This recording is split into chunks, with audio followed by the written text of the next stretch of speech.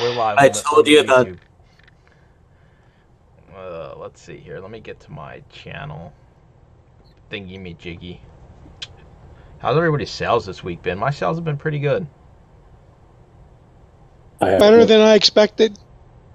I was surprised. Better than I expected.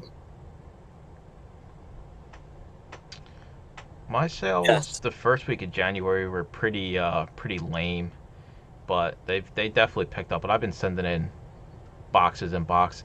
I finally can hear out of my right ear, so my cold kind of turned into an ear blockage. So like I couldn't hear nothing out of my right ear for the past 3 weeks. So it's been like 2 days now, and I can hear things. It's like I'm a new person. I'm like, oh my god, I can actually hear what's going on around me.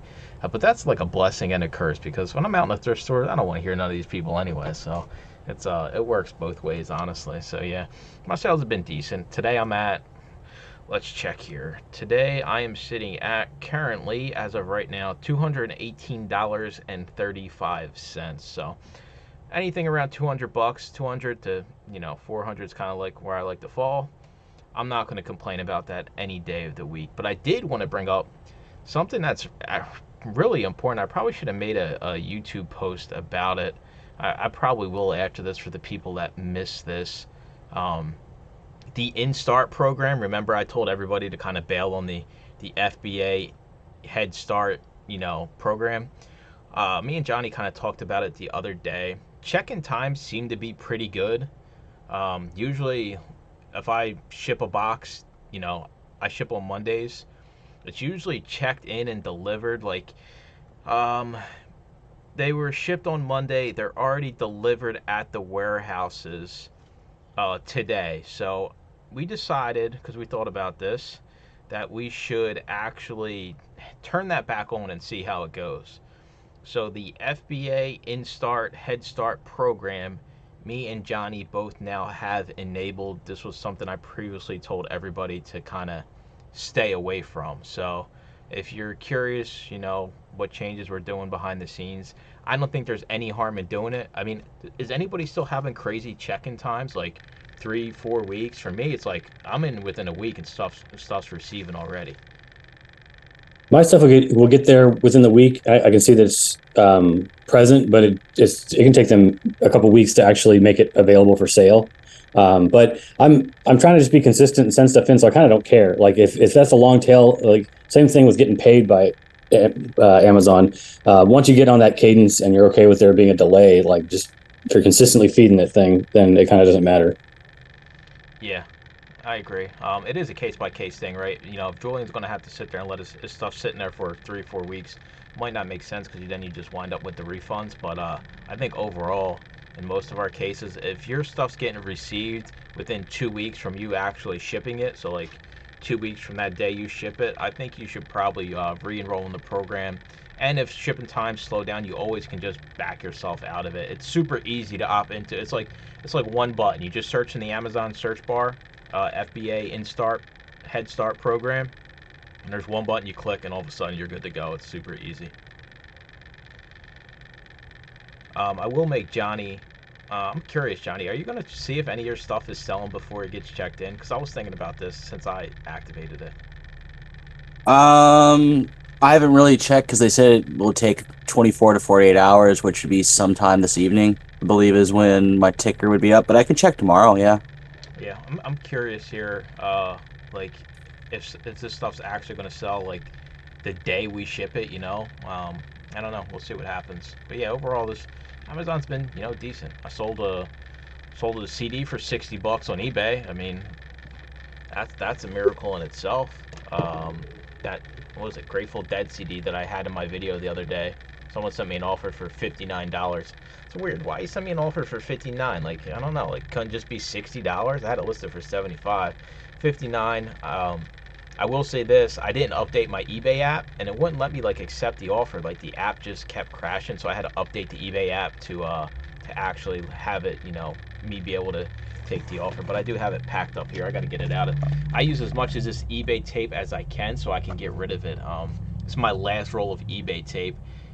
Everything else was supposed to go to Mike E.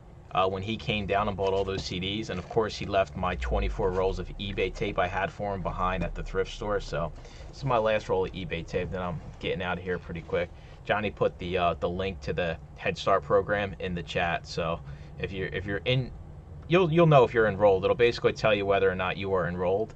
But yeah, definitely think about re-enrolling, giving it a shot, see what happens. I'm not going to say you're guaranteed to get more sales. You're going to get less sales. You're probably, if you do get sales, you might have pending orders longer. Because me and Johnny were kind of talking about, like, what's the downside to it? You're just going to have more pending orders, and maybe a few more refunds here or there. But, I mean, like Julian said, you just keep sending stuff. Your stuff's going to sell regardless. I mean, consistency is how you win in Amazon. And I thought about this, right? Because if you compare it to eBay, we just tell people on Amazon, just send stuff in, you're going to make money. And I think it's kind of like, I don't know, it's kind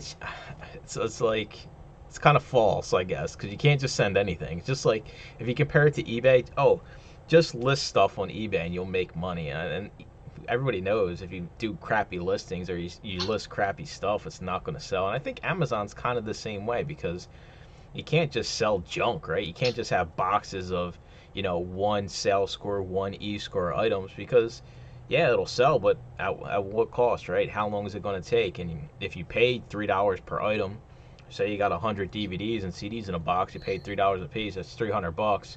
If everything's slow moving, that $300 is going to take a long time to come back around to you. So mix in the fast moving stuff along with the slow moving stuff. Tommy boy, we thought you got arrested after the Michigan game because you weren't on the call. Did you survive? Did you get bailed out? What happened? Yes, I did survive. I'm a little sick from it. There was a hell of a parade in Ann Arbor, and then there was things. I went to another ladies basketball game of Michigan after that. It's been party after party, the last week, and now the Lions, they're the next team up. So it's been a fun couple weeks here. You're living your best life at the ripe age of 125. Absolutely, man. It's crazy. It's crazy. I had to live a long time to see it, but hey, that's all that matters. I'm having some issues with my Dymo label printer. Any advice? What's going on with it, Luke? Buy a Rollo. Dude, Rollos suck. So I got the Dymo label writer 4XL. Yes. Which is one that lets you use the generic labels. Yeah. I've been using it for a while and seemed to work normally, but the last couple of weeks, it'll print out the label I want, and then it will run through like 8 blank labels. It's got to be something in your settings, like the label size selected. Are you using listing software, right? Yeah, I'm using Exceller List, but like it's nothing like I changed, unless there was maybe an update to the program and it like reset a setting. Maybe I had the same thing happen, Luke. What you want to do is shut it completely off, turn it off, unplug both sides of it. Okay. And then go back on your computer and reinstall the software that you originally had to install to make sure there was no update. Okay, maybe I'll try that. Yeah. And it was sitting out 5 or 6. That's an idea. I was ready to go out and buy a Rollo, but I didn't, thank God. But no, it's working fine now. I changed the roll of paper, and that's when it started. So you can also, while you're doing all that, clean it up a little bit too. Take some alcohol and clean up those rollers. Sometimes those cause a problem to make the paper run more because it's not hitting that spot where it's supposed to shut itself off. So that's a good time to do a good inside cleaning of it too. Okay. Yeah, a lot of those printers have optical sensors to know when the next piece of paper is in the right position. And if that's dirty, it might be waiting to see it and it doesn't. Okay. Right. Yep. Yeah, those are good ideas to try. Thanks, guys. I ran into with the Dymo, it wasn't printing my, like, I was... Yeah, a lot of those printers have optical sensors to know when the next piece of paper is... Background. All right, fix that. My labels, the edge of the label wasn't printing the barcode all the way. So what I did, I just got bigger F and SKU labels. So now I got like ones that are 2 inches long versus the small ones, and that seemed to fix it. I was messing with that thing forever, but for me, I say the Dymo is better than the Rolo because the Rolos, at least with the Dymo, the labels are inside. We got 4 cats, so like what happens here, you get one little piece of cat hair on the Rolo papers and then forget about it. You guys laugh like this is the life I'm leading over here, all right? I got 4 cats, they're all shedding. I got a Dyson vacuum in one hand, a cat brush in another hand. I got hair on the label, so that's why the Dymo kind of makes more sense for me, just because it has the cover. I'm sure I can make like a cover out of Legos or something like somebody's going to recommend here, but yeah, they all work. And now there's even like cheap knockoffs too. Like, it's funny that they actually have cheaper stuff. Max is in the building. Max, last month he sold, it was like $5,000 book set, right, Max? Hold up. Unmute yourself here. Can you hear me now? Yeah. Give us some details on that, man, because that's crazy. Was that a month ago? My gosh. Yeah, basically 1 month, almost to the day. I believe that was a 100 greatest book set of Easton Press or Franklin Library. I forget which one it was. But I think I sold that just before I was supposed to be on. But I sold it under the condition it would be shipped the next day. Yeah, because didn't they want to buy the holidays, right? It was around Christmas time. Yeah, it was right around. Yeah, they were buying it for a Christmas gift for their father. That's shipped to New Orleans. Was it an offer, or did they just pay full price on the listing? No, they offered, but they paid close to full price for it. Makes sense. Plus, it was like $250 shipping or something like that. How eBay sales been? Phenomenal. I mean, it has been cranking, and I was just grabbing dinner before I got here, and while I was waiting for my dinner to get ready, I think we had made 3 sales right when I was sitting down for that. So it's been awesome. Thank you. Business is good on the eBay side of the universe as well. Yeah. So it's good to know.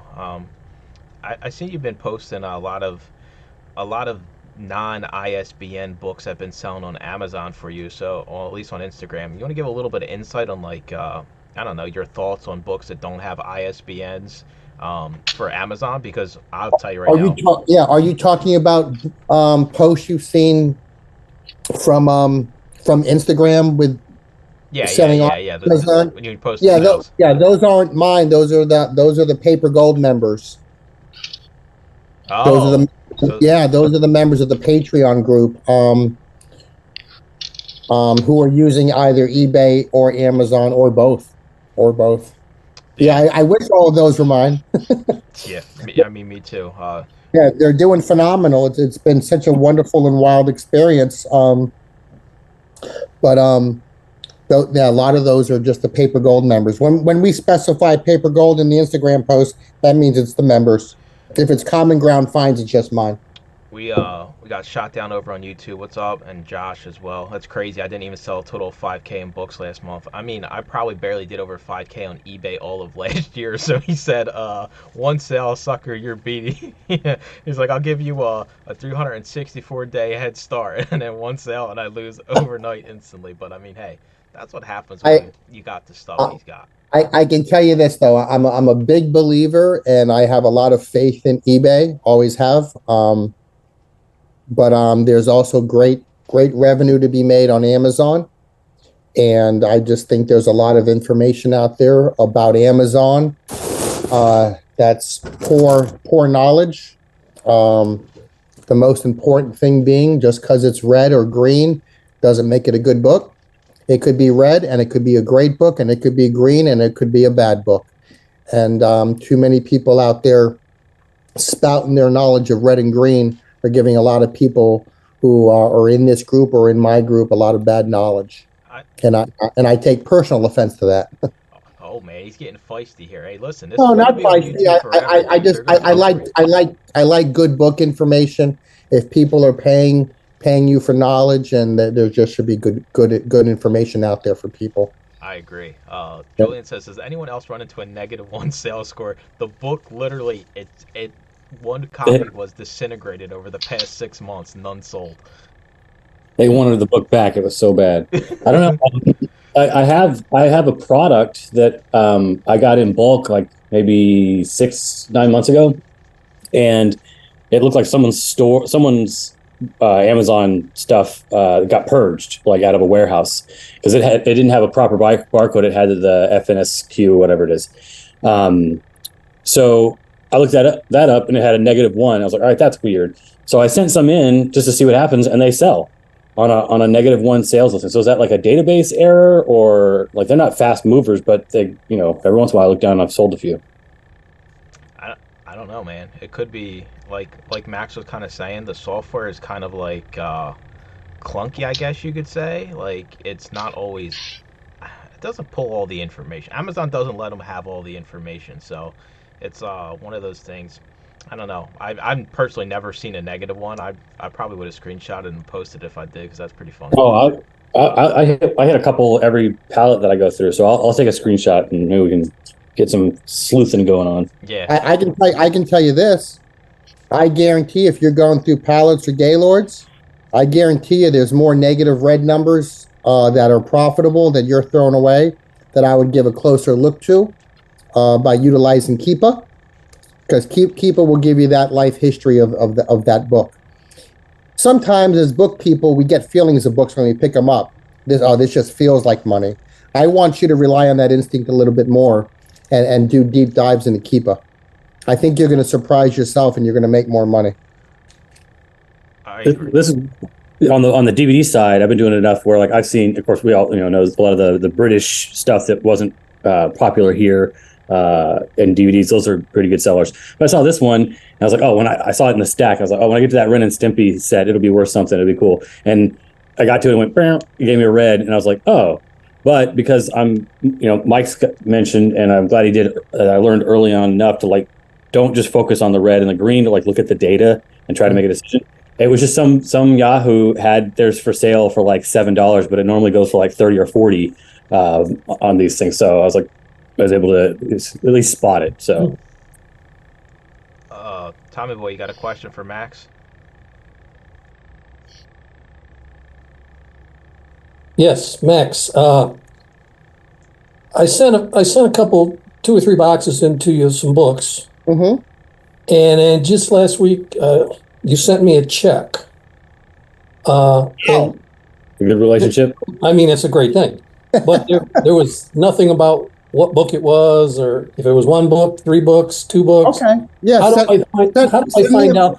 Send me a message later. Send me a message later. But the quickest way to find this out is to go into my eBay store.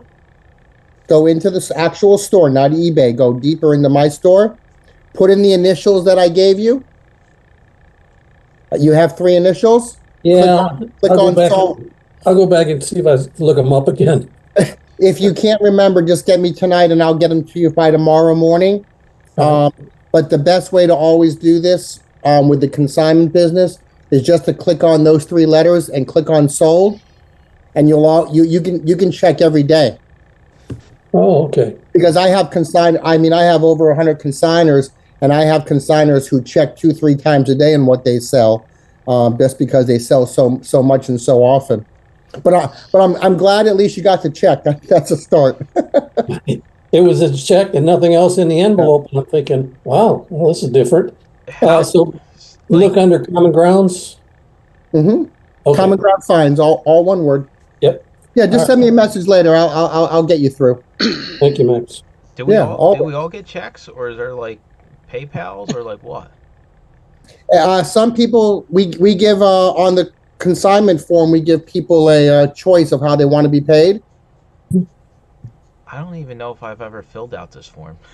Well, you should have gotten a check. I know that for a fact. Did you get a check, or did you get any money yet? Not that I know of. Send me a message later, because we sold that paperback for you. I'll shoot you a text after this. If it's a form I got to fill out or whatever, just let me know. Or we sent you PayPal and you didn't even realize it. Yeah. I'll look into that. I'll text you after this. I ain't worried about it. Shotdown says those BBC Downtown Abbey DVDs are worthless. Yeah, they are pretty much worthless. And I will say this: a lot of the the Acorn and the BBC stuff now has kind of gone down pretty heavily in price compared to maybe a year ago, a year and a half ago, when, you know, I'm telling you, Acorn's basically a guaranteed accept. I don't know if they're printing off more copies of this stuff or like what's going on, but whenever I see them now, it's usually not an accept. And these are stuff that I know for a fact, like that ones like Midsummer's Murders or something. Like I've sold tons of those, and now they're all pretty much worthless. We'll bug Max once he gets back from letting his cat out to go to the bathroom, probably. You know me so well, Mike. I know. Brian's got a question for you. Yep. Yeah, Max. Last month I went to an estate sale, and after it was over, they had a come back everything free. So I looked at the books earlier and passed on a bunch of older books, but I looked and saw a lot of Christian Science books. I can't think of her name. Eddie, I think, was her name, was somebody famous in the organization. So I just grabbed them all because they were free. Mm-hmm. So is there anything to the older Christian Science books? Yeah. Very great category, number one, subject matter wise.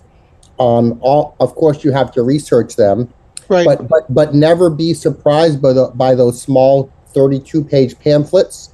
There are people who desperately are looking for specific issues of those magazines, those small pamphlets.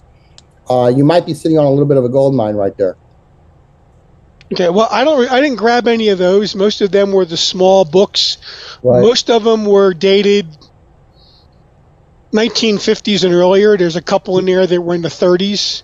And then there was one that was a 50th anniversary reprint that's still new sealed. Mm-hmm. So I was just wondering if, it wasn't that big of a group. I filled the one bag up with all the books, so it wasn't like it was that much. But it was kind of like, I just wondered how, because other religious books do well. I just didn't know if Christian Science had its own little group. Yeah, no, it does very well. You're in a top 4 category on eBay right there. Did you research any of them yet? One or two of them, I just didn't have a chance to finish it up because of the holidays. I still got a couple stacks over here. One thing that I would do is I would get away from listing them individually, and I would probably make a couple lots out of them. Okay.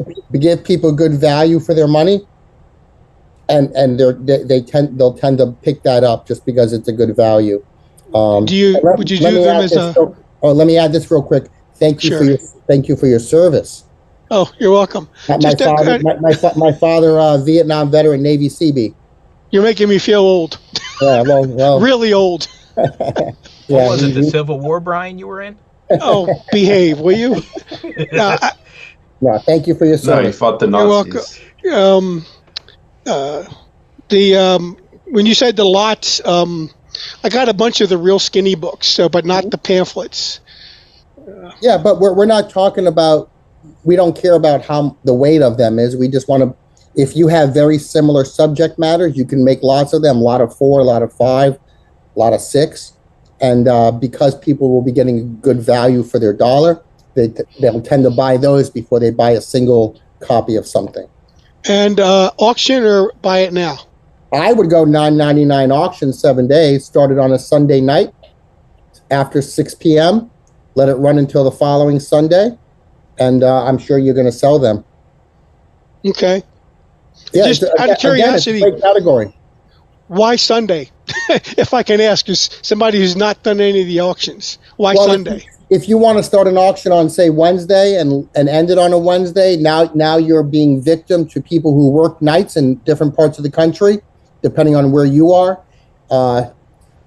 Unless someone's buying it overseas in Australia, Sunday is Sunday to everybody else. If you're in Australia, our Sunday is their Monday. So you're looking to cast the widest possible prospective buyer net as possible. That would be on a Sunday evening, because if you're on the East Coast like I am, if I do, say, 6 o'clock East Coast time, it's going to be at least 2 or 3 o'clock on the West Coast. I'll still catch people on Sunday. Okay. It's not a perfect system. You're just trying to cast the widest net possible. Everybody finding a decent amount of stuff outsourcing? You better be. You bet. Max is right. You better be. I mean, I walked in I went thrifting last night, kind of because I've been kind of cooped up, not feeling well, and I mean, Goodwills were loaded. The books were meh, but I'm telling you, the DVDs and the CDs, like, I talked about it before we started this. Like, I found new Taylor Swift sealed CD again. Like, how does new Taylor Swift sit in a thrift store sealed in today's universe, right? Like, and it's not the I find at least one a month of Taylor Swift brand new sealed. I actually found profitable anime DVD Blu-rays. I've been cleaning up at the thrift stores a little bit. I've already gotten back out there. I mean, there's stuff to be had out there, and I don't know what it is. And it's weird because the books at the Goodwills, they were peeled back like there was another scanner there. But I mean, I even left the Goodwills with like 10 quality, solid, decent books between like $10 and $30 profit that were actually pretty fast moving. So just kind of want to reiterate, just because you see another scanner, I probably would say scan every single time I'm going to scan behind them. I'm trying to figure out how to word this nicely. Like, you don't know what kind of busted trigger set they're using. They're probably using the default ones, to be honest with you. I mean, as it might seem like the bubble we're in as resellers, like, oh, there's nobody using a default trigger set, right? But the reality is our bubble is so small that most people, they download the app, and of course the app wants you to see more accepts, right? Because, oh, you think you're making all this money, you're going to stick with the app longer. That's why they have the default triggers the way they do. I just think it's so valuable, and I personally like scanning behind people. It doesn't happen often, like that somebody's actually in the store with me. And I did run into an eBay scanner, right? You know they're an eBay scanner because eBay makes that weird sound when you scan the barcode, and it's like super loud and obnoxious, and like for some reason all the eBay sellers have to have their volume on like 100% when they're in the thrift store. It's like ding, ding, ding all over the store. And so I'm scanning the first 4-foot section, and he comes in and cuts me off, right? So I'm on the very last section here, and I'm moving right to left. So he cuts me off at the next section. So, like, I got to jump over him to scan the next section, and he's just picking and choosing, right? Well, listen, I know he ain't no Max, right? I know this dude probably has no idea what he's looking for.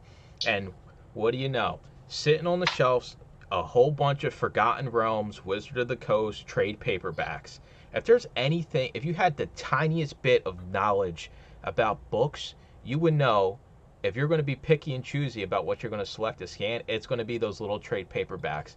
And what do you know? He left them there. I wound up with like 5 of them. Nobody else is even on the listings. They're selling through, 50 plus sales score. I'll probably get $30 a piece for those little trade paperbacks. He left with nothing. I'm just like, I mean, you actually got to put in the time and the effort when you're out at the stores. And just because, I mean, listen, if you're scanning behind me, good luck, Chuck. But anybody else, like, unless Max is in there looking at sections before you and you're trying to follow up behind, I mean, scan behind these people because they can take all the $2 and you see the default triggers. If you want to see a crazy trigger set, just look at the default triggers on Scoutly or Scout IQ. I mean, they're so broken down to a point where you're going to miss so much stuff within those rank categories that just coming behind and scanning that, you're going to find, I guarantee you'll find more than they leave with every single time if you follow somebody that's using a default trigger set. But I'll also add, if we all agree to this, people who scan, whether they're scanning for eBay or Amazon, you're only as good as the knowledge you gather.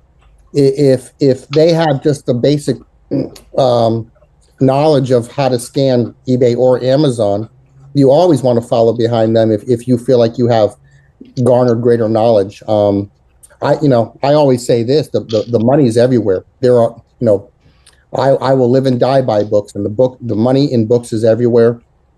And it doesn't matter if there are 5 scanners at the bins. I am always confident myself that I'm going to be able to pull money out. I'm the same way. Like, if I walk in and I think a lot of people, Max, when they walk into a store and they see somebody else scanning, you're instantly deflated, dude. You're just like, should I even bother? I'm the opposite. I'm like, I make it a point that I'm going to scan behind them, and I hope they're still there in the next section as I'm pulling stuff off the shelves and putting it into my bag, right? Because then all of a sudden they're they're probably thinking, well, that's not profitable. That person don't know what they're doing. When it's the complete opposite in reality. So I think scanning behind people's fun, and I like kind of I don't know. I don't have it. It rarely happens to me, but I enjoy scanning behind people, and I always do. Just because somebody's scanning, I don't care if they're scanning every single thing. Who cares? The books are plentiful. I think, one thing that I say a lot of is go on eBay, just type the word book, not plural. Don't go books. Just type the word book, and then click sold, and look every day how many books are selling on eBay. Green sold. You're going to get well over 1,000 by the time you get bored. And this is every day. And if my dog's barking, you can also look just by scrolling down, see what types of books are selling and how much they're selling for. This is the greatest homework you can ever give yourself if you can get habitually into that consistency of looking at eBay and what's sold every day. Yeah. Josh over in YouTube chat says, I think a lot of resellers are dropping out of the game right now. I predict thrift stores will be better in 13 months. I think he's on to something here, because I think reselling might have run its course here, being kind of like the get rich quick scheme. I think that I mean there's always going to be new people trying to resell, right? But there's always barriers to reselling, especially books. Amazon, sure, you have the software, but we've been talking about it basically this whole call, how the software is just software, right? It's not giving you, it's just literally just what you put in, that's what it tells you. It's not thinking the next level. It's not thinking about how many offers or things like that. Yeah, you can have it set up for the offers, but like I said, if there's no used FBA offers, it pulls off the merchant every single time. And we all know a lot of the times the merchant price is super low compared to what you can get FBA. So I do think there is a lot of validity to, I don't know, just surviving, I guess, the purge when it comes to everything. Jameson says he's buying out resellers. Let me get the chat pulled up here. Bought out 3 local video game eBay sellers who wanted out. I mean, come on, video games is like, I guess that's like a perfect example, Jameson. Like, did they kind of give you a reason why they wanted out, or were they just like, take my stuff, dude, and give me the money? He wanted to go work at Les Schwab. And that was one of them. Another one was, I want to sell sport cards because it's more fun. Well, I mean, like, to each their own, but it was a crazy deal. I think it was like 87 consoles and like 400 games for $1,500, which is just like pennies. Yeah, that's crazy. And 87 consoles? Yeah. Can I buy one? Which one you want? I don't know. I'm only kidding. And one of the games in there was a Budokai Tenkaichi 3, which is a PS2 game, and I have the now highest sold eBay listing for it for $225. So, Jameson, are you buying off Whatnot? Nah. No, you don't like it for video games? I don't want to sit there. He hustles all the local suckers in his area for furniture and video games. Nothing wrong with that. I saw a couch just before this for $750. See, it's like the weirdest combo can ever, right? Like furniture and video games, right? It's just like 2 completely different sides of the spectrum. Yeah, I sold a bunch of free couches so I can buy back all the toys I had as a kid. So it's been a lot of fun.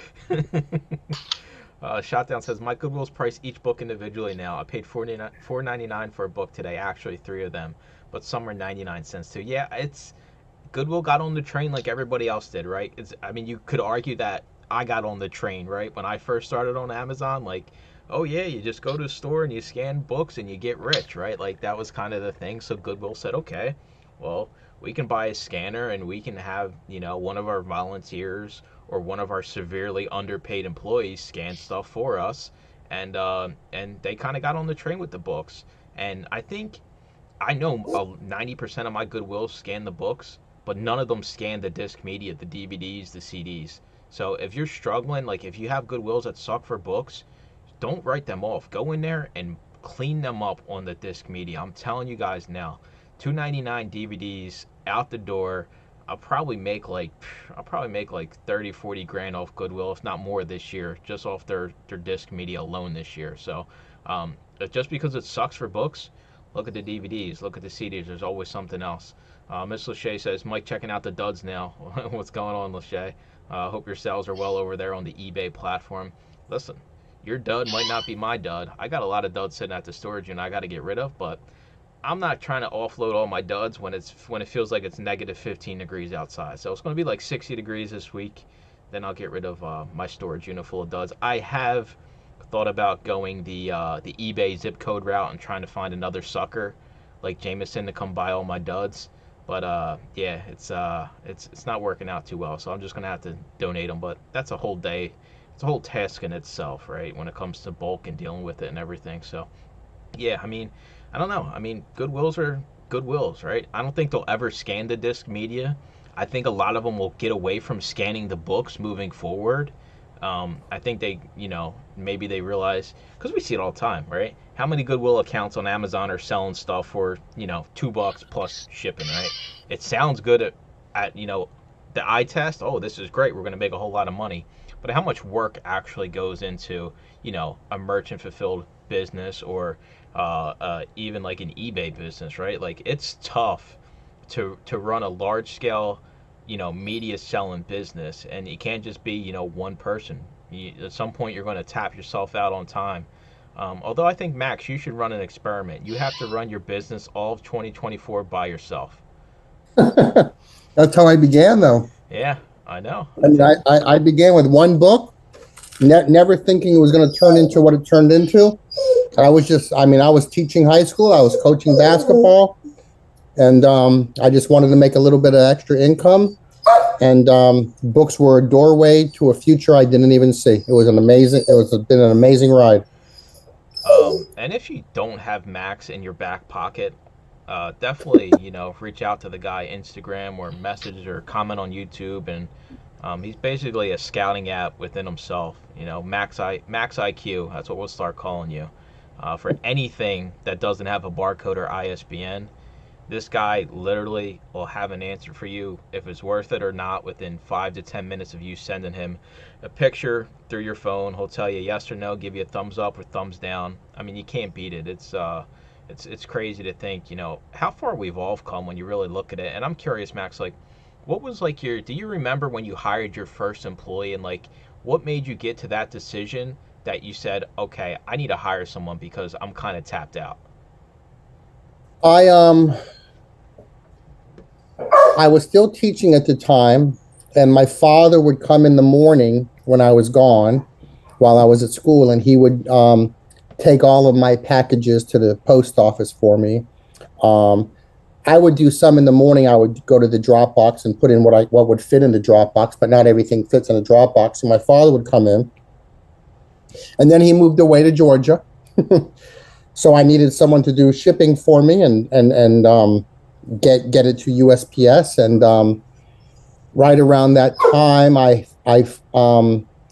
found someone who I thought could list for me too. This was the summertime, and it was a former student of mine who was looking for work. And I hired her to list for me, and I got her to list 30 to 40 items a day in a couple hours, paid her by the hour. And once I saw the beauty of what that could do, I mean, just the idea of here's 30 more listings every day, 5 days a week, 150 a week, 600 a month. And I saw the money coming in from that. To me, it was a no-brainer that I was going to soon get out of teaching and then grow the business into what it's become now.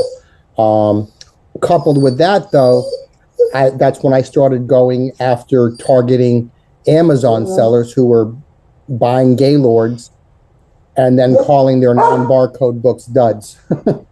That's when I said, give me a shot. Let me see some of these books you're throwing away with these parameters.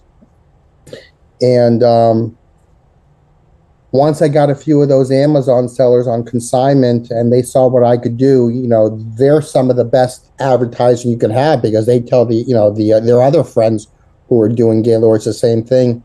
And it was a very swift, quick ride up the mountain. And probably within 2 years, I was retired from teaching, doing this full time. And I'm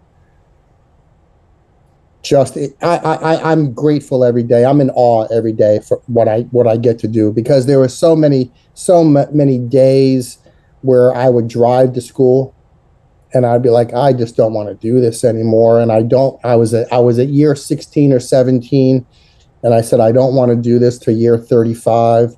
And I wanted to be around books every day. I wanted to be around art, and different factors combined and merged, and things happened for me. And I remember having a very early conversation with Caleb Roth from Scout IQ, who was one of the early people to interview me.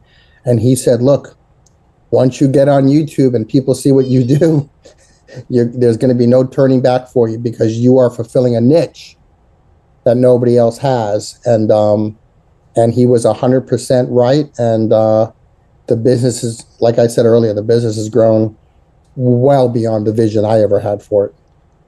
Sky's the limit as you continue to get, more and more people, I mean, it's it's not kind of, it is stupid not to partner up with somebody like yourself, because the knowledge is just, I don't think I could learn the knowledge you have in that little head of yours over the rest of my lifetime, even if I tried to, because your passion is books. You understand, books excite you, right? Money excites me. I tell everybody right now, I'm the used book guy because I enjoy the money I can make, and I built the relationships to this point where there's no point in me pivoting out of this, right? I have, connections and relationships, but the knowledge I've gained some over the years, but this is just barcode knowledge. I mean, Max opens up a whole another realm for stuff that's in every thrift store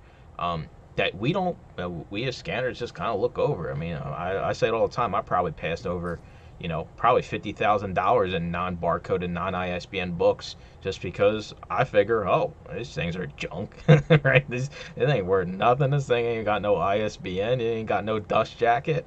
And it is kind of crazy to see. But I think with a little bit of homework every day, 10 minutes worth of work, just looking at eBay comps and books, I think anybody who goes to a thrift store, and it doesn't matter if it's Goodwill or Salvation Army or Savers, it doesn't matter.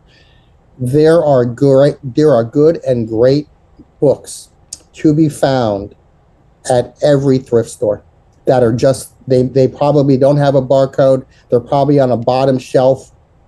They're probably turned backwards.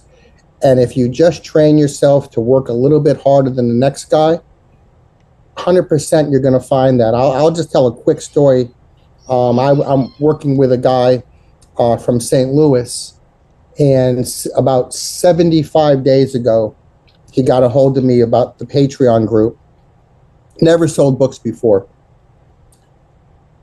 Saw an Instagram post we made and said, I'm going to try you out. And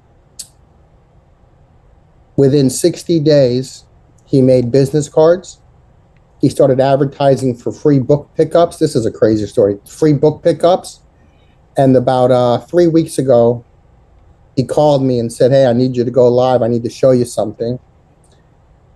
And he was able, from a free book pick up a first edition Ernest Hemingway, The Sun Also Rises. True first edition. We looked at the points. It matched all 3 or 4 points of the first edition, and he ended up selling that book within 72 hours for $1,750. And this guy never sold the book 60 days before that. That's crazy. And this was a free book pickup. I just said to him early on, make some business cards, pass them out, sell yourself, and things, I guarantee you things will happen. And now he's posting on Instagram his sales, and he's doing eBay, he's doing Amazon, he's all in. And 75 days ago, he had never sold a book. And so it just proves to me, and this happens quite frequently, but it just proves to me that those $1,000 books, those $3,000 books, they are out there. You just have to be familiar with with what they sort of look like. And if you just use eBay sold comps and you just look at books every day, you're going to viscerally understand what these kinds of books look like or who the authors are. We had someone today, they found speaking of classic writers like Hemingway, someone in the group found the first edition, John Steinbeck, The Grapes of Wrath. And they found that today. So I'm sure they're going to sell that for between $300 and $500. So the books are out there. What we have to remember, sometimes we forget because technology has surrounded us, but before television, everybody had books in their home. Families read together. The same way the families watch Jeopardy now, before TV, families read together. So all of these old books that are 100 years old, 150 years old, these people pass away. They end up at estate sales. They end up at thrift stores. They end up being recycled in the garbage. But all of this money is out there in the wild. And if you can just familiarize yourself and not have the mentality of, I don't know books. Books are the same as clothes. You'll research a book the same way you would research a shoe. You buy a used shoe you would buy from a Goodwill. It's the same mentality. You just have to know how to find the comps for these things, but it's no different than clothes or video games or anything else. You still have to find comps, and you still have to learn about the category you're selling it. Yeah, for sure. Christian in the YouTube chat says, is there like a ratio of sales versus inventory numbers? There definitely is. I mean, the more quality stuff you list, the more you should be selling. I usually try to give my perspective from my Amazon side. I can't really give you any kind of eBay details because I suck at eBay, but Amazon, I currently carry about a 1,500 item inventory. My payouts every 2 weeks usually range from $1,500 to $2,500, give or take, depending on the quality of the stuff I sold that week. And 1,500 items on Amazon ain't nothing. I'm here to tell you that. I'm literally, there's probably a majority of people here in the Discord and in Max's Patreon that have a lot more listed than me. I'm just a little bit more picky when it comes to what I'm sending in and cash flow.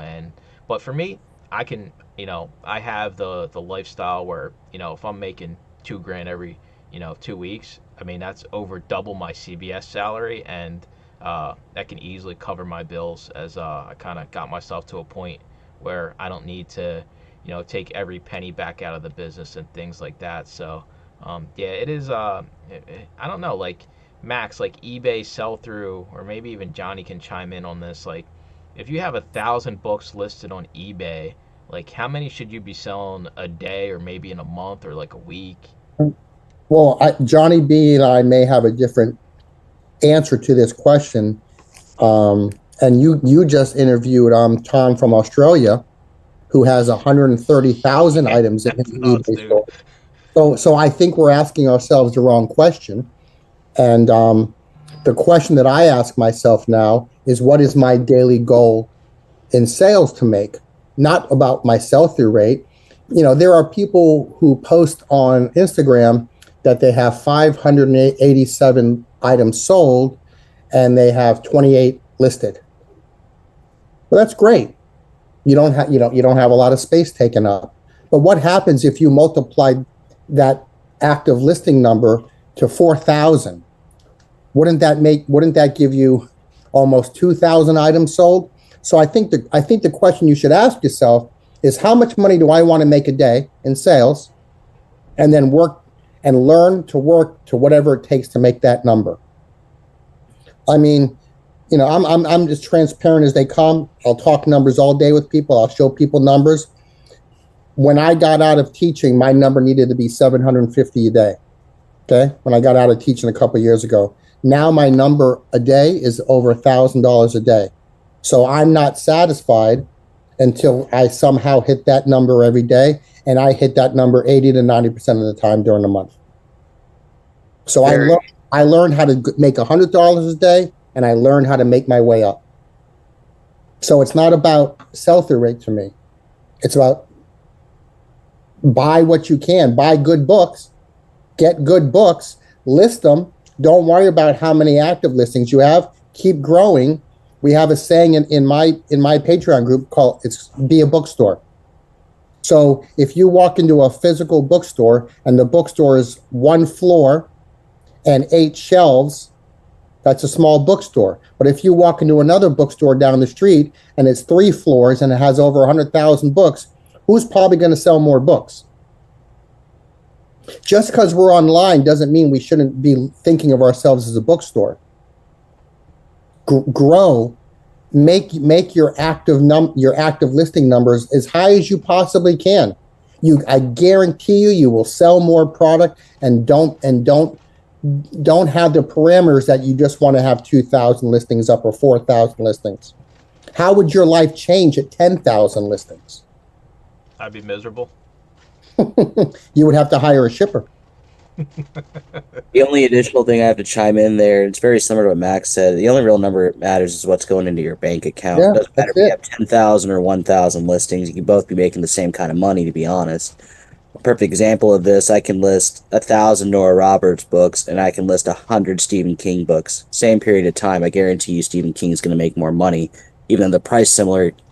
And to chime in on sell-through rate, Stephen King just sells faster at a decent dollar rate.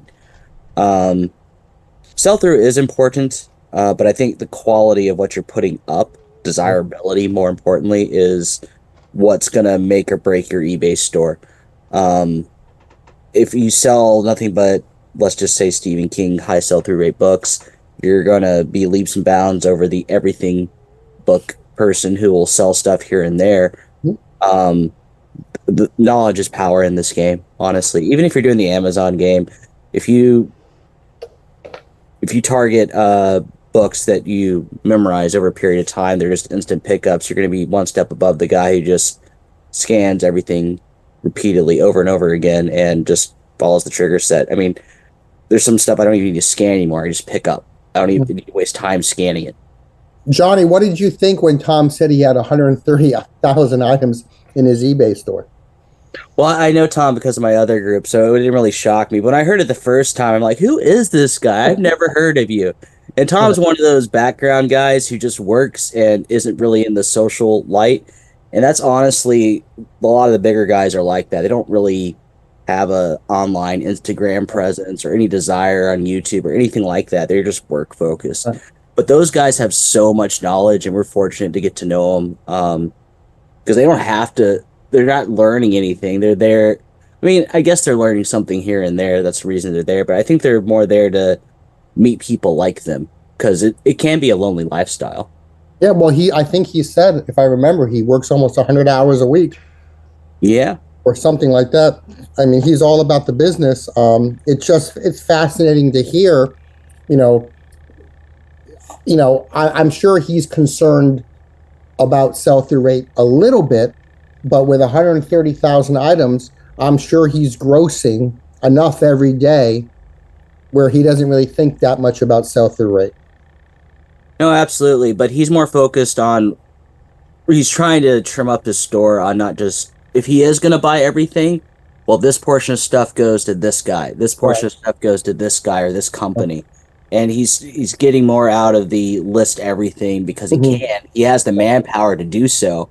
But he's realizing the same thing even a smaller seller would. It's about quality of what you're putting up. Oh, yeah. Buy good books or just get good books and list good books, and you will never have a problem making money. I think with reselling overall, I think we kind of have migrated away from.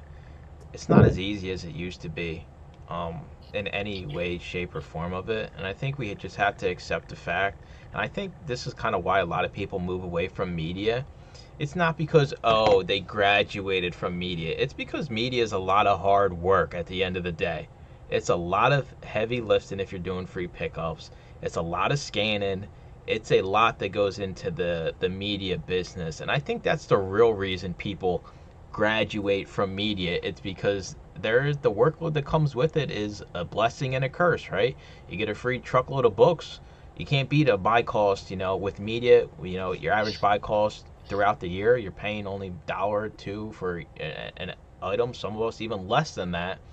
But the work that goes into it, And if you don't have the processes and you don't understand how to actually build a business, I think the true test to being able to build an Amazon business or even an eBay business is building a business in a saturated category like media, like clothing. You're going to learn real quick whether or not you're going to sink or swim. So the graduates move on to something they think is almost an easier path to I guess have a successful business. I think that kind of gets confused here where people, oh, I'm not interested in selling books anymore.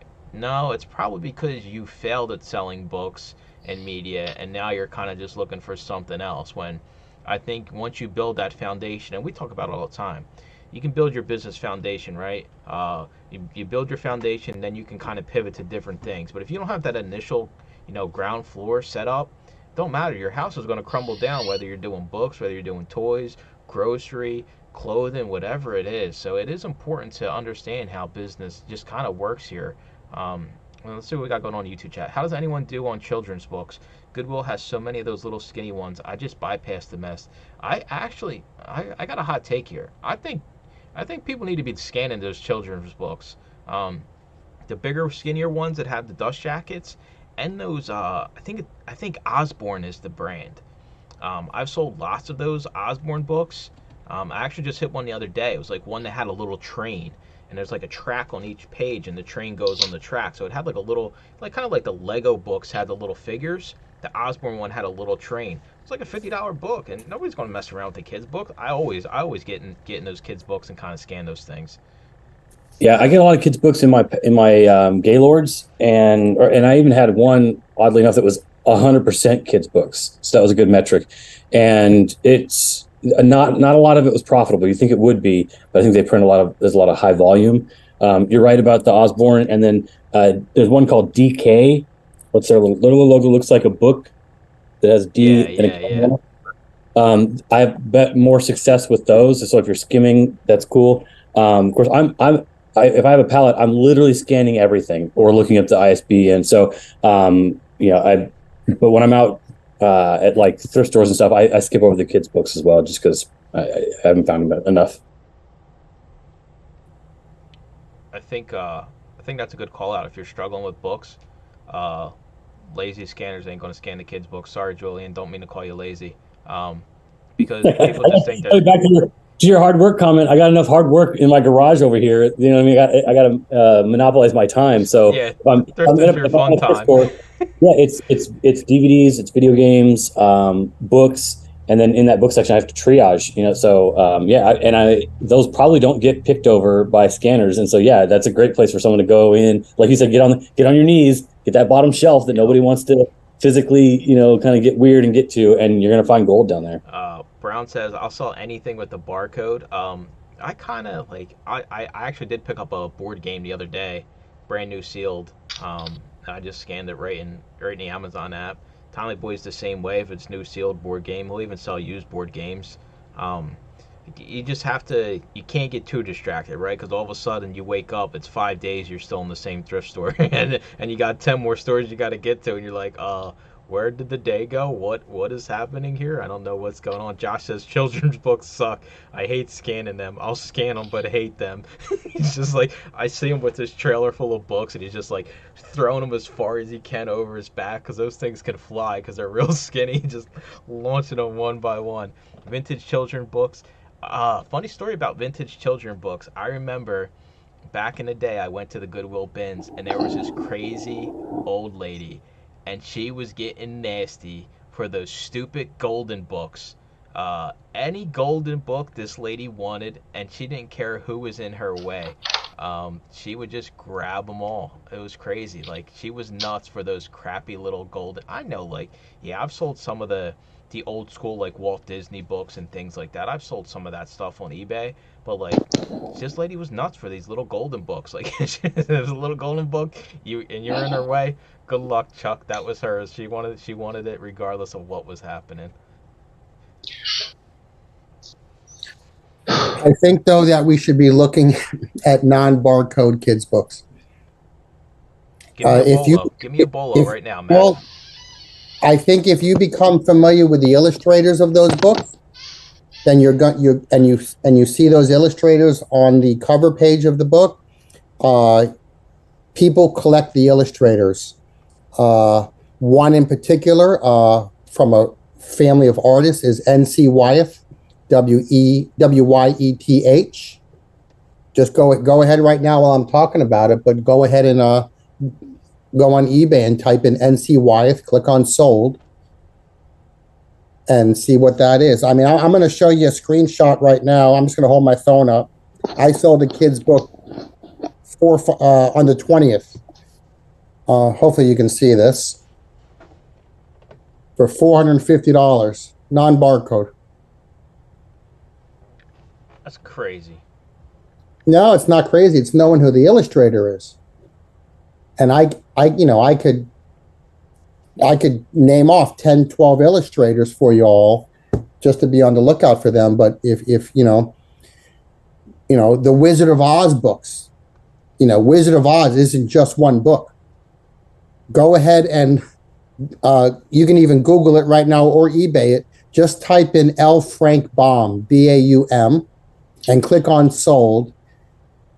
And look at all of the cool artwork on the covers of these vintage Wizard of Oz books. Wizard of Oz books, there's probably 50 to 60 different volumes of the Wizard of Oz, not just the Wizard of Oz of Dorothy that we know. But go ahead and Google the image right now or go on eBay and see what Wizard of Oz books sell for. Yeah. You'll sell them for $50. If they have the color plates in them, you can get as much as $1,000. And I can guarantee you, anybody who does Gaylords, if you buy, they're in Gaylords all the time because the books are so old. So our grandmothers were collecting them. When they pass away, these books end up in Gaylords. I found so many Wizard of Oz books for hundreds and hundreds of dollars that other people have attempted to throw away, or I saved them from other Amazon sellers. You just have to be familiar with it. Yeah. Is anybody doing this that they could back me up here? Yeah, Shay, chime in. Shay loves children's books. Apparently, it's her chime in. I don't really do any vintage. I do a lot of modern sets for homeschool moms and teachers. I do class sets. Will you do me a favor right now? Will you do me a favor right now? Just type in L. Frank Baum, Baum. Yeah, I know who that. I have. Yeah, I've done that. How many different Wizard of Oz books are there? There's a ton. Yeah. And they're gorgeous too. If you find the old ones, they're gorgeous. That's why people want to collect them. Yeah. And even stuff that does have barcodes that may not pop up on Amazon is worth nothing. Oh yeah. If they're sets, they could be worth some money on eBay if you put them together. I agree. Yeah, sets are always good. I hate selling sets. I'm going to be honest. Don't tell us to work so hard and then you tell us you don't want to work hard. You hate a lot of things, Mike. I'm just saying, you hate a lot of things. I want the Johnny, does he even like books? All right. Listen. So before we leave, Max, remember that pickup I said with the Christian Science books? I remember. There was a bunch. I got a whole bunch of kids' books too, and I'd forgotten about them. So there's a company here called Wise Parslow Company. Okay. They published a whole series of children's books. Like this one here is called Friends of Jimmy and the Turned Intos. They've got the nice artwork. They're all from the 1920s and 1930s. Art Deco, Art Nouveau. Great stuff to sell, my friend. Great stuff to sell. People are always collecting the illustrators from the 20s and 30s and 40s. I'm trying to think of who this one lady is the illustrator here. Janet Laura Scott. Mm-hmm. Those will sell within 10 days of you listing them if you list them at a fair price. The Disney ones I sold were pretty cool too. Like you guys were saying, like the colors are actually, the colors are what should catch your eye as an Amazon seller, because that's what caught my eye. I'm like, yo, this is actually pretty cool, like the old school style. And for some reason, like those old children's books, it's like the whole cover is like colored in. Like they're pretty neat to find, and you kind of, when you see them, you kind of know like, oh, this is probably worth something just because of how they look. And even like this set, the Alice in Bible-Land set, there's 28 books in the set, and it sells for at least $200 on eBay. And even if you don't have all of them, they do really well.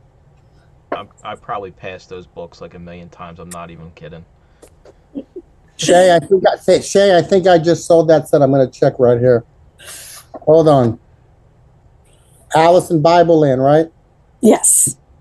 Uh-oh. What about Goosebumps? Aren't there like certain... Yes. If you have the original sets, the first print paperbacks with all the inserts in them, and even if you don't, really good money. Animorphs. Shay, is there one Goosebump that's the holy grail of Goosebumps? Individually, I don't know. I do them in sets. Okay. Yeah, if you get the original print, God, I haven't. It's been a while since I've looked them up, but they're probably at least $300-400 on eBay if you have the whole first run of them. Usually, kids' books are cheaper too. Like in my thrift stores where they price books, they're just like, "Oh, kids don't read. Let's give these things away." Right? It's like the kids' books are always dirt cheap compared to everything else. So, I mean, it's definitely. I think even for Amazon sellers, I think it's a huge untapped opportunity to actually get it. Because listen, like Julian said, you walk in, you see that shelf. It's a damn mess. You ain't going over there and messing with those little books that you got. What's Jameson holding up? I have like 20 to 30 boxes of Goosebumps from my childhood. My grandma used to go to garage sales and buy them for 10 cents a piece. Nice. Shay will buy them for 20 cents a piece. Exactly. Oh yeah. Sold, Shay. We got you sold. I honestly used to do the lock game. If I find like a Harry Potter book, for $1 or $1.50, buy it, get the full set, sell the full set. There's a lot that can be done in this business just besides scanning crap, right? Like it's like the lowest, laziest hanging fruit there is. It's just scanning and just taking what's green and leaving what's red, right? It's like, think of ways outside the box, right? Like Shay's making a killing over there doing her thing. She knows what lots are going to sell. She knows what to look for. Yeah, it takes, effort and knowledge. I'm sure she's got a whole staging area of, hey, all right, I got this books from this set. I need this one. I need this one.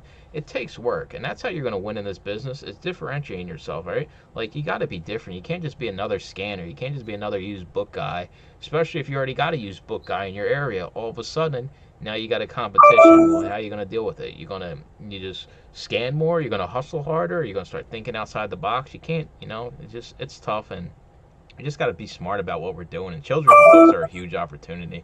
Goosebumps, I'm going to go on eBay right now and look up the most expensive Goosebumps sale, because now I'm curious, because I see them all the time. I think the full set, like when the show came out, was like $600. Goosebumps book. The most expensive book, I believe, is $62. So that was the last print in the original. There's 62. Yeah. Is there like one specific one that's harder to find? That's what I'm curious about. Number 62.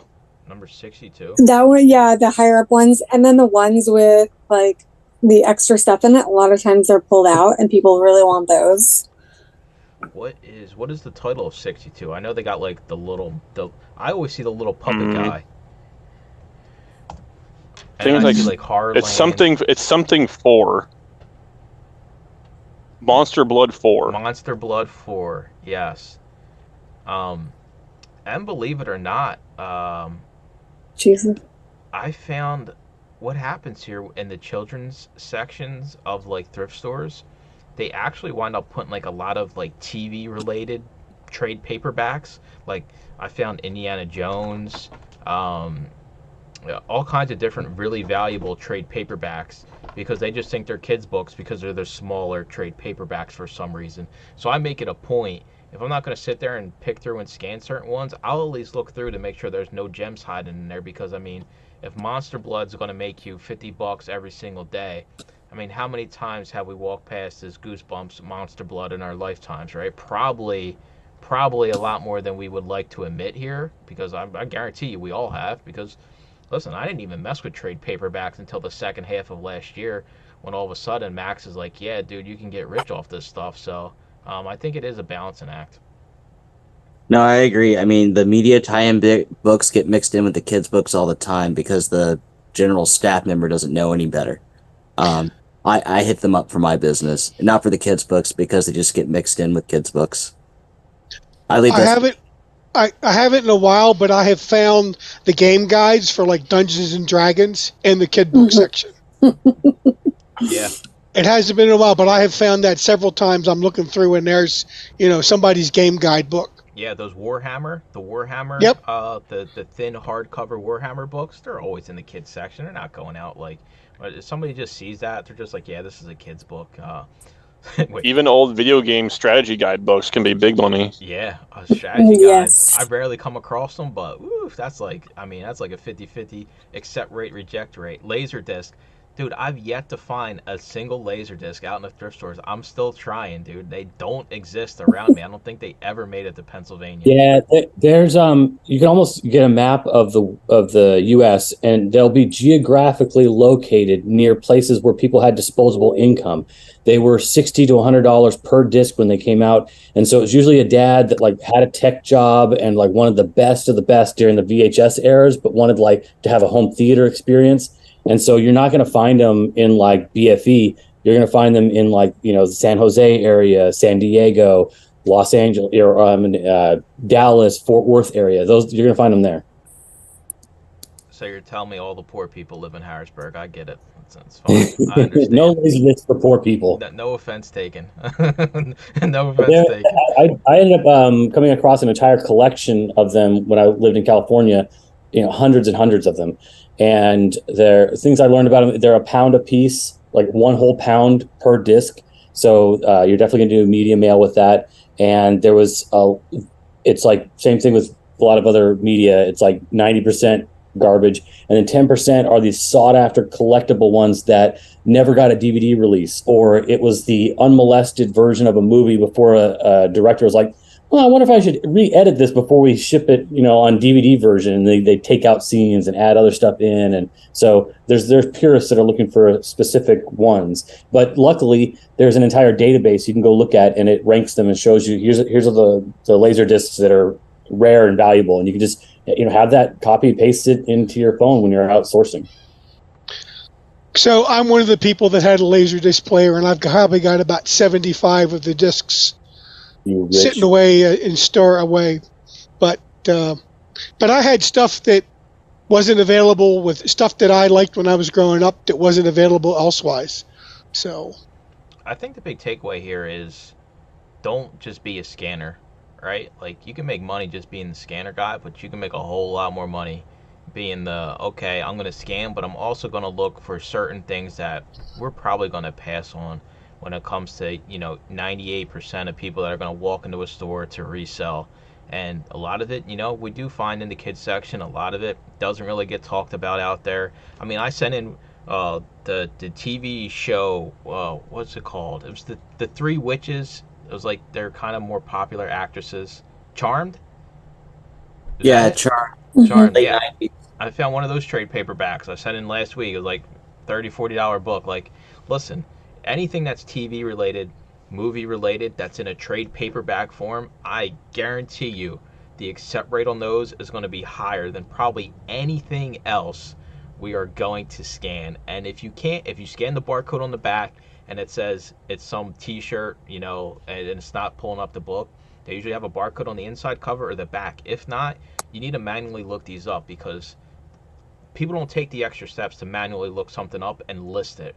That's why we always say cover scan the CDs, because resellers are lazy. They don't want to cover scan CDs. Well, that's how you're going to win in a lot of these situations. And like another crazy thing, like Jameson was talking about game guides, just the video game manuals alone. He's bought like some video game manual lots. It's just not even the game, just the manual alone is worth hundreds of dollars. So like we got to start thinking a little bit outside the box here. Look, this is the recent stuff. Yeah, like you just buys and resells just manuals. It's not even the games. It's tough to find. I really haven't come across any strategy guides lately, but usually when I do, I mean they're guaranteed they're going to be profitable in one way, shape, or form. Here's an example of your Indiana Jones thing. This is still like a $30 or $40 manual. Yeah. Here's another one. People are buying Lego manuals now. They're buying, lots of Lego manuals. Transforming instructions, all kinds of things. Go ahead, Johnny. What you got for us? Better be good. Blair Witch trade paperbacks. Oh, dude, that's. Oh, dude.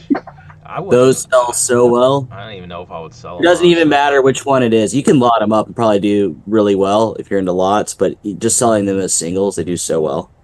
I'm a sucker for the horror stuff, especially trade paperbacks. Like I'm not gonna part ways with it. I'm gonna keep. I got my Jaws book. I found one Jaws book. I've probably been in a million thrift stores. I finally found one Jaws trade paperback. I don't care what Scout IQ, Scoutly says. I don't care what Debs says. I'm not selling it. It's just staying in my small collection. I'm not giving it up.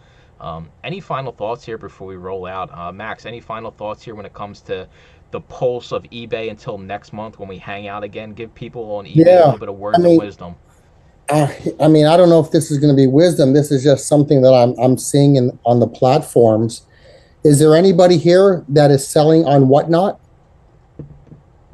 No, but I created an account because of you. I didn't even get the free $15 either, like the other people push. I used to until I went through my entire video game inventory and I was like, I got nothing else to sell, so I didn't like doing it. And I'm not a big fan of shipping out stuff, so that's why I like FBA, because I can just do a box when I'm ready to do it.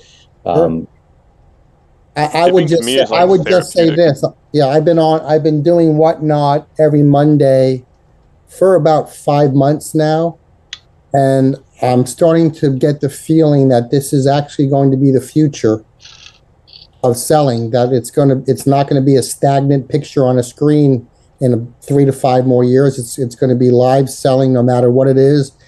And I'm getting the feeling that eBay, for the most part, is going to have to become more like Whatnot than what eBay is now. There's some truth to that, Max, and I'll add that I sell my dud DVDs to a Whatnot seller in the Austin area, and he has like a cult following. Like, people just want to talk to him or like be in their little the video chat thing and ask him how his day's going and just be a part of that whole world. And then he sells them stacks of DVDs. And then what was the other thing I was going to say? Oh, they've added some features where you can have like a buy it now section. So that's helpful. Jameson was talking about, yes, it is a pain in the dick to sit there for 2-3 hours and be like, okay, up next is such and such. Anybody want it? And no takers. Okay, next item. And you gotta I end up having to have a second person to run the actual what was going to come up next, because I was doing a lot of the talking. It slows it down. You almost need 2 people. But now that they've added a section where you have all the buy it nows, if you've got premium items, you can put them in there and then just keep pushing people to that store. And I think they're available even when you're not streaming. So that makes it seem a bit more like eBay. And I think they could. They're all active listings. Yeah. It's just the longer that I'm on Whatnot, here's what I'm noticing. People with death piles are now getting rid of their death piles just by going on Whatnot, no matter what category it is. It could be clothes.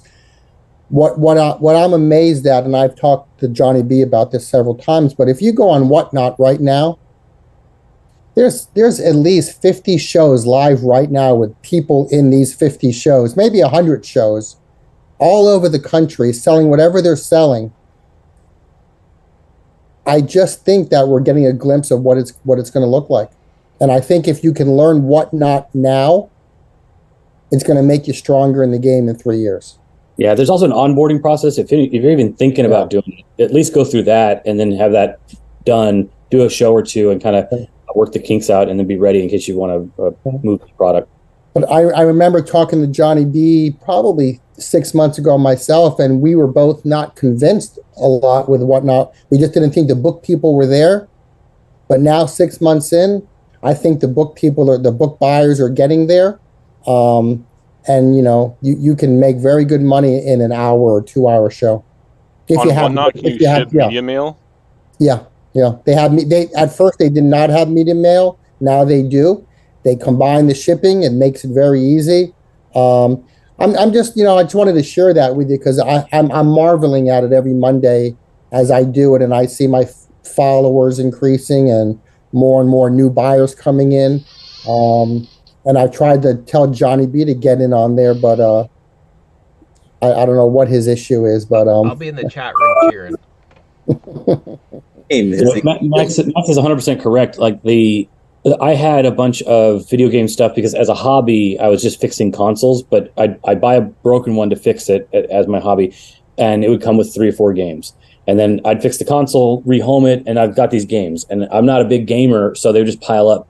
And I think in just 2 weeks, I sold like $5,000 worth of video game stuff, and it just flew out. It just gone.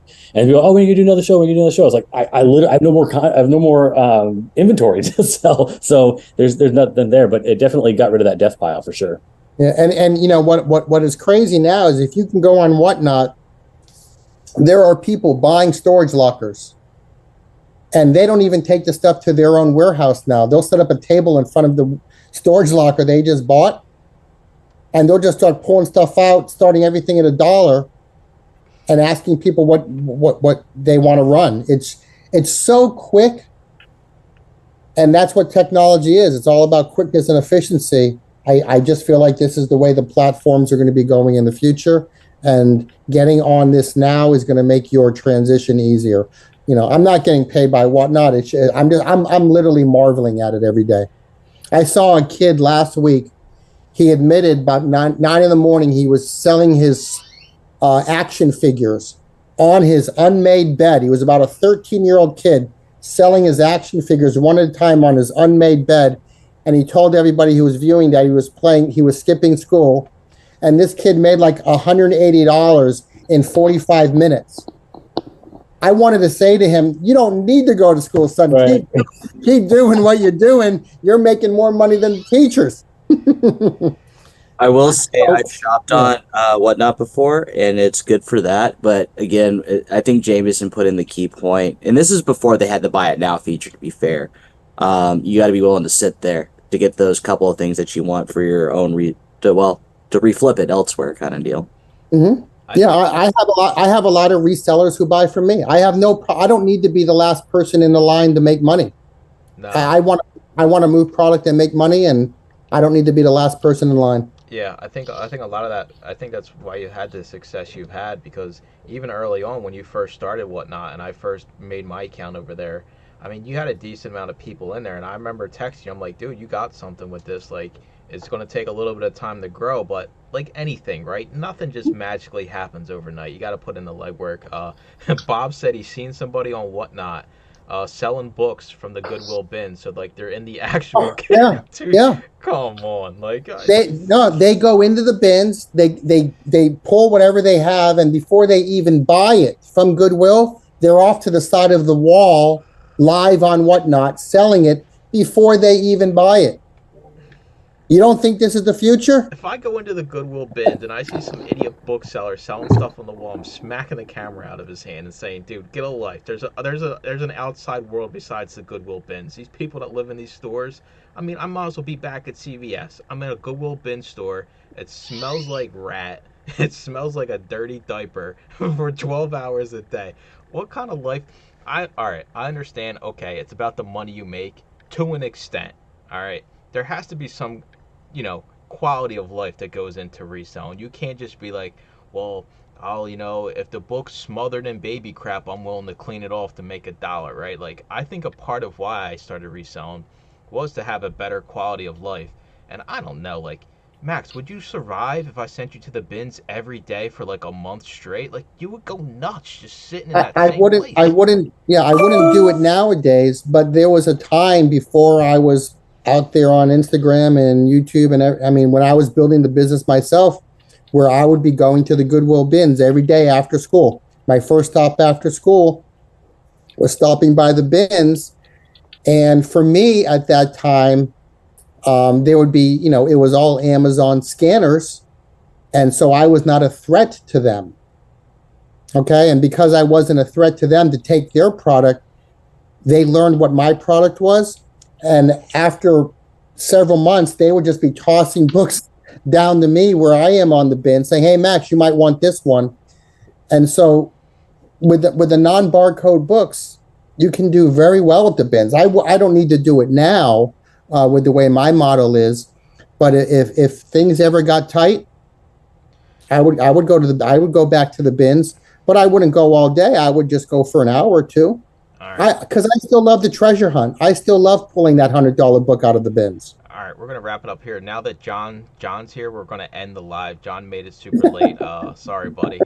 We've been going for well over the hour here. So until next month, we'll have Max on here again, hanging out, answering questions. I appreciate everybody over in the YouTube world, and I have had Goodwill bins, 2 of them, closed down around me. So if you rely only on the bins, just know the house might catch on fire, because they closed 2 of them down around me.